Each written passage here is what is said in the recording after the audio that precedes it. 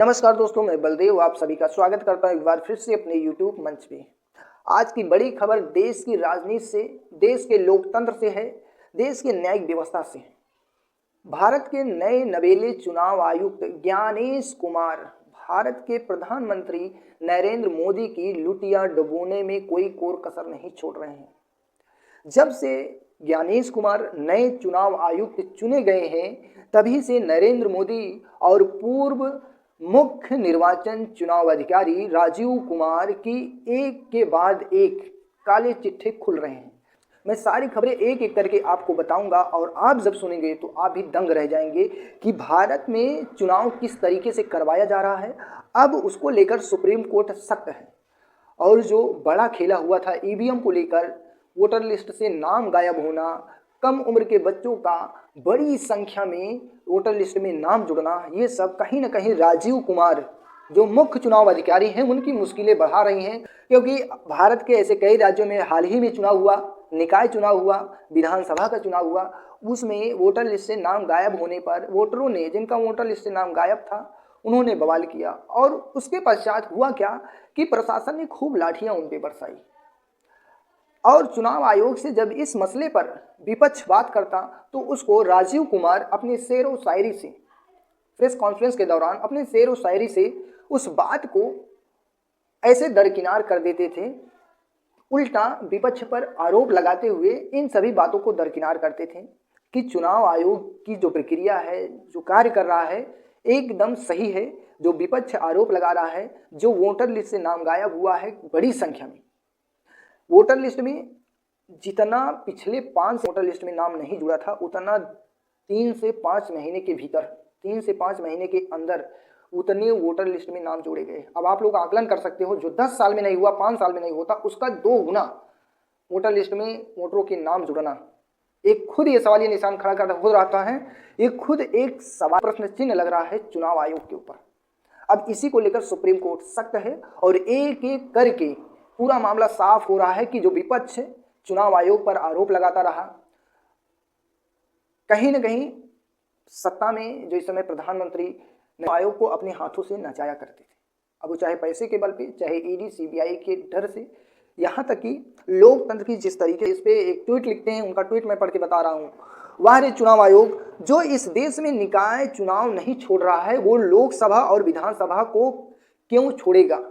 इस पर एक बात सुन लीजिए कि अभी उत्तराखंड में निकाय चुनाव हुआ, उस निकाय चुनाव में एक लड़का कबीर नाम का था और वो महज 11 साल का है और उसकी बहन 9 साल की है। दोनों के फोटो और नाम, आधार कार्ड सभी मैच किए, जब मिलाया गया तो मिले।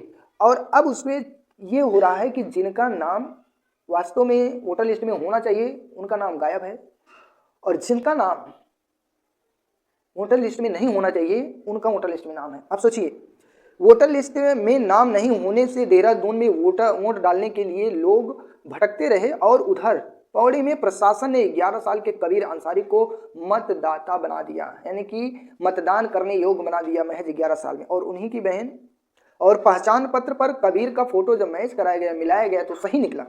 और वहीं लेकिन उम्र कितनी डाली गई थी, 29 साल। 11 साल के बच्चे का उम्र 29 साल दिखाया गया था वोटर लिस्ट में। और दूसरी बात यह, कबीर की 9 साल की बहन थी, कबीर की बहन 9 साल की थी, लेकिन उनका भी वोटर लिस्ट में नाम था।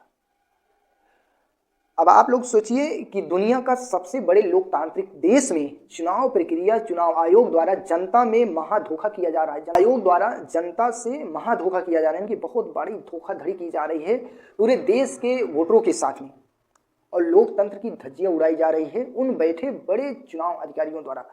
और आगे इसमें लिखा जाता है कि चुनाव आयोग की चोरी का पर्दाफाश हो रहा है धीरे धीरे करके, और चुनाव आयोग की पकड़ी गई चोरी साबूत ने खोल दिया है राज।